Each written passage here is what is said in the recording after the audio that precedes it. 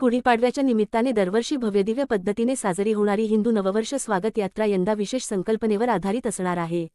यंदाच्या स्वागत यात्रेचा विषय आहे वंदे मातरमच्या 150व्या वर्षाची प्रेरणा। सांस्कृतिक उपराजधानी म्हणून ओळख असलेल्या डोंबिवली शहरात श्री गणेश मंदिर संस्थानच्या पुढाकारातून ही स्वागत यात्रा दरवर्षी मोठ्या उत्साहात साजरी केली जाते। यंदा या स्वागत यात्रेचे 28वे वर्ष असून या वर्षीच्या आयोजनात तरुणांचा मोठ्या प्रमाणावर सहभाग दिसून येणार आहे। या यात्रेच्या निमित्ताने लहान मुलांमध्ये राष्ट्रीय संस्कार रुजावेत, कुटुंब प्रबोधन, समरसता, नागरी कर्तव्य आणि पर्यावरण याबाबत जागरूकता निर्माण व्हावी या उद्देशाने विविध कार्यक्रमांचे आयोजन करण्यात आले आहे। याअंतर्गत 7 मार्च रोजी डोंबिवलीतील 37 शाळांमधील सुमारे 1800 विद्यार्थी सामुदायिक देवदेशोपासना आणि वंदे मातरम गायनात सहभागी होणार आहेत। तसेच मार्च 15 रोजी अथर्वशीर्ष पठण, राष्ट्रभक्तीपर गीत, वादन, नृत्य स्पर्धा आणि तरुणांसाठी आकर्षक बाईक रॅली आयोजित करण्यात येणार आहे। तर मार्च 17 रोजी सामुदायिक श्रीसूक्त पठण आणि दीपोत्सव साजरा केला जाणार आहे। याशिवाय छत्रपती संभाजी महाराजांच्या बलिदान दिनानिमित्त मार्च 18 रोजी शिवशंभू रणशौर्य अमृतगाथा या गीत नृत्याविष्कारातून त्यांना आदरांजली अर्पण केली जाणार आहे।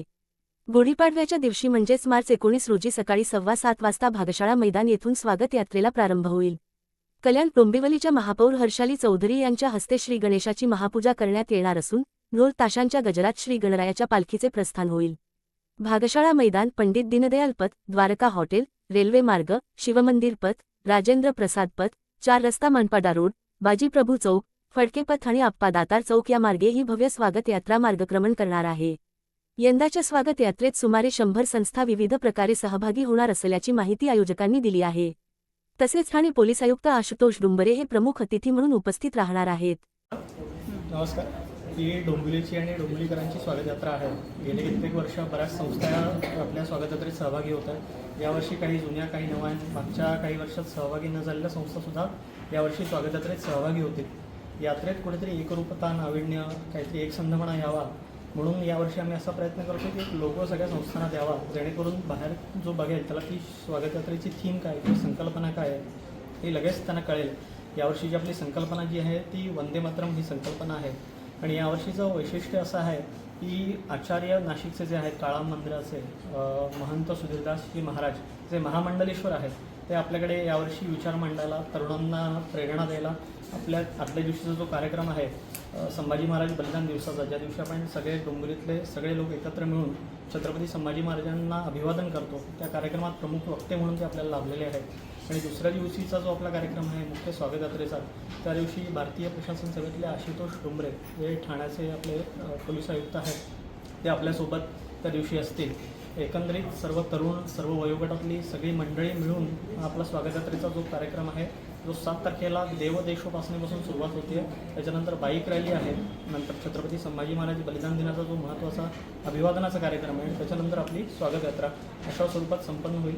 सर्व डोंबिवलीकरांनी या स्वागत यात्रेत मोठ्या संख्येने सहभागी व्हावं अशी मी संयोजन समिती आणि सगळ्यांतर्फे एक आग्रहाचं निमंत्रण तुमच्यामार्फत मी देतो। धन्यवाद। जय श्रीराम।